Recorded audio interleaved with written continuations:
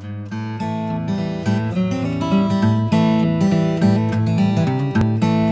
coucou la compagnie, c'est Clémence de l'Odyssée à petits pas. Bienvenue dans cette vidéo.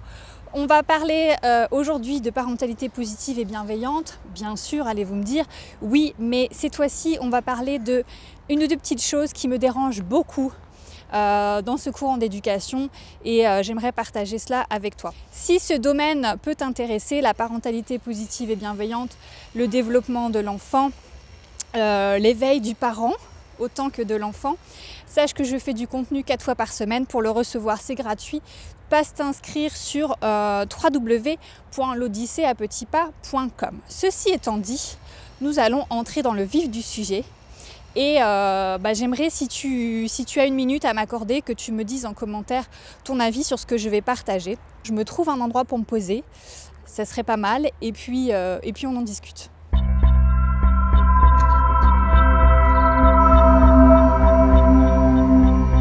Alors le point que je voulais aborder, c'est la politesse en parentalité positive et bienveillante. Alors moi j'ai clairement entendu des gens qui défendent corps et âme l'éducation positive et bienveillante dire qu'un enfant ne doit pas être contraint à dire bonjour, au revoir, merci, s'il te plaît, ce genre de mots qu'on utilise dans la vie quotidienne, ce genre de formule de politesse. Alors ça me pose problème parce que je ne comprends pas en quoi c'est bienveillant d'autoriser un enfant à agir ainsi. Alors dans ce que j'ai en tête, je ne parle pas de contraindre un enfant à dire bonjour à un inconnu. Alors je vais vous donner l'exemple que j'ai en tête et qui justifie donc cette vidéo. J'ai entendu un jour donc une maman partager donc son opinion là-dessus en disant que peu importe où son enfant allait, que ce soit à la boulangerie, en famille ou qu'importe où, si son enfant n'avait pas envie de dire bonjour, il ne disait pas bonjour. Alors moi ça me picote un petit peu quand même.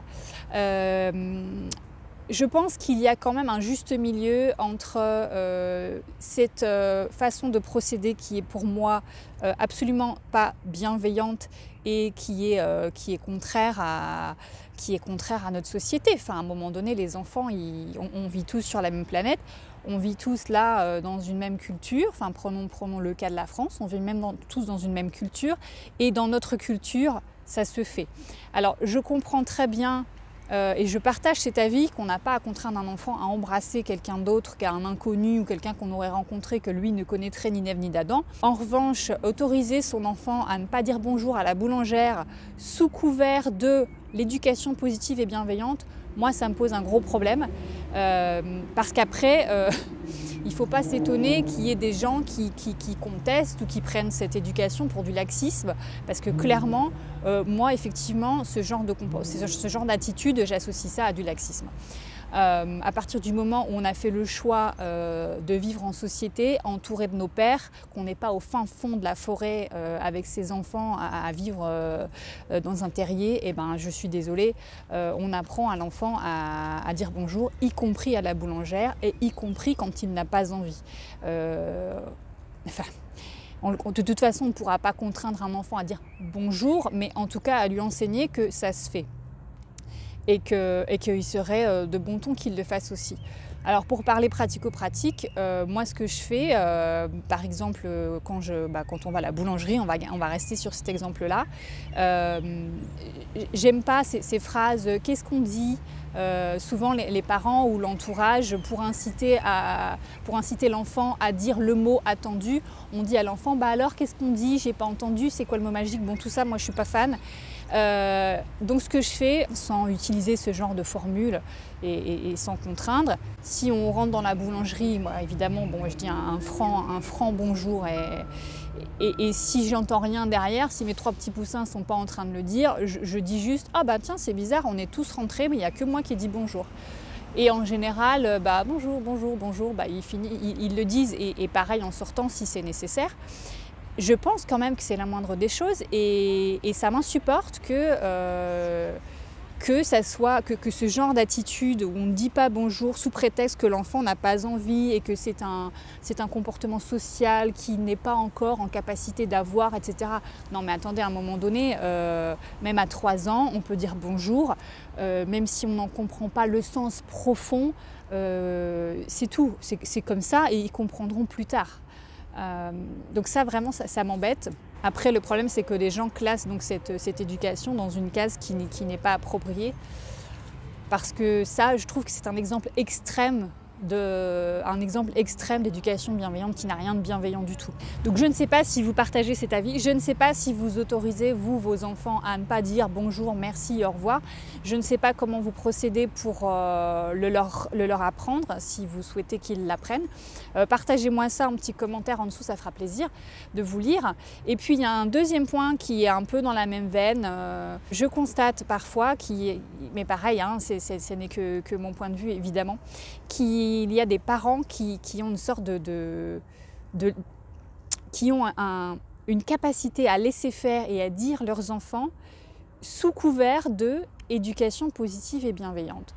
Donc un enfant qui va être mal poli ou qui va avoir des paroles blessantes vis-à-vis de quelqu'un de l'entourage proche ou pas, ça va passer à la trappe. Parce que, j'imagine que c'est ça l'idée, parce que l'enfant est trop jeune pour comprendre ce qu'il a dit ou pour se rendre compte du mal que ça peut faire à la personne à qui il l'a dit. Donc on laisse couler parce que c'est un enfant.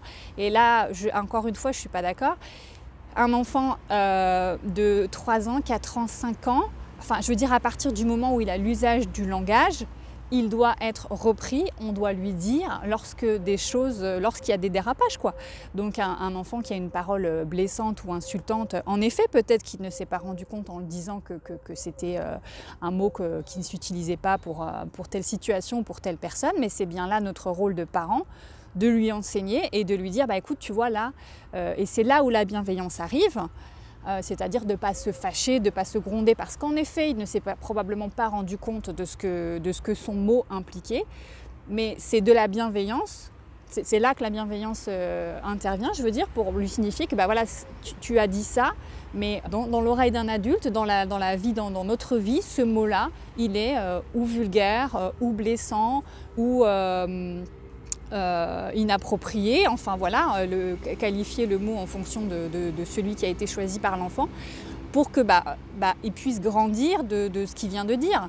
En effet, c'est peut-être pas grave parce que c'est un enfant, il n'a pas voulu mal faire, mais en même temps, l'adulte qui a reçu l'offense est peut-être en droit de s'offenser. Et donc parfois, je trouve qu'il y a des dérives en fait, on tire sur l'éducation positive et bienveillante, mais la bienveillance, pour moi, c'est d'enseigner aussi que telle et telle chose ne se dit pas ou ne se dit pas de telle façon, etc. Donc, c'est pour ça que plus j'y réfléchis, plus je me dis il faut renommer, il faut renommer l'éducation positive et bienveillante, c'est pas ça, parce qu'il y a d'autres termes qui existent et je trouve que quand on nomme ce courant comme ça ou que comme ça, on oublie que dans l'éducation positive et bienveillante, ça fait beaucoup de fois que je le dis, il y a aussi la notion de fermeté, il y a aussi la notion de cadre. Et en agissant comme ça, en laissant les enfants ne pas dire bonjour, en laissant les enfants dire des paroles blessantes ou des noms d'oiseaux en l'air ou adressés à des gens sans les reprendre, eh ben, on n'est pas en train de montrer aux gens qu'il y a un cadre. On est en train de montrer qu'effectivement, ça part dans tous les sens et est-ce que c'est vraiment maîtrisé. Donc je crois que c'est important de ne pas oublier dans notre façon de faire grandir nos enfants, la fermeté. La fermeté n'exclut pas la bienveillance. La fermeté n'empêche pas la bienveillance, au contraire. Sinon, comment est-ce qu'on ferait dans les classes en étant que bienveillant? Ça ne marche pas, en fait, en étant que bienveillant. Bienveillant, pour moi, c'est un équilibre, en fait. Il est judicieux de l'associer à la fermeté. C'est un équilibre, c'est comme dans la nature. Tout a un équilibre, tout a son pendant. Et la bienveillance est le pendant de la fermeté et vice-versa. Je vais laisser passer le train au cas où vous l'entendiez.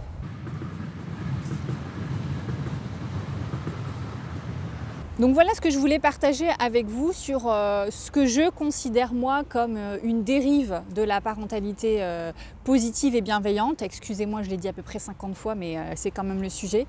Et je suis curieuse, je suis curieuse de savoir ce que vous en pensez. Je vais vous laisser là pour ne pas faire des vidéos trop longues parce que je sais que les parents, ils n'ont pas beaucoup de temps. Ils n'ont pas beaucoup de temps pour regarder ce genre de contenu dans des journées bien remplies.